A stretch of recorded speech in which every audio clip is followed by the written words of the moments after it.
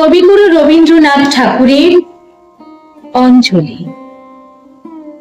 এই তীর্থ দেবতার ধরনীর মন্দির প্রাঙ্গণে যে পূজার পুষ্পাঞ্জলি সাজাইল সযত্ন চয়নে, সায়াহ্নের শেষ আয়োজন যে পূর্ণ প্রণাম খানি মোর সারা জীবনে অন্তরের অনির্বাণ বাণী। জ্বালানি রাখিয়া গেল আরতির সন্ধ্যাতে মুখে, সে আমার নিবেদন তোমাদের সবার সম্মুখে। হে মোর অতিথি যত, তোমরা এসেছ এ জীবনে, কেহ প্রাতে কেহ রাতে, বসন্তে শ্রাবণ পরিশনে।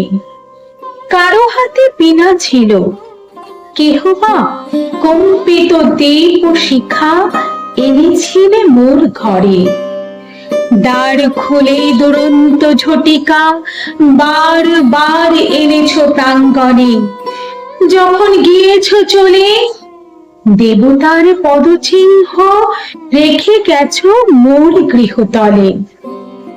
আমার দেবতা নিল তোমাদের সকলের নাম, রহিল পূজায় মোর তোমাদের সবারই প্রণাম।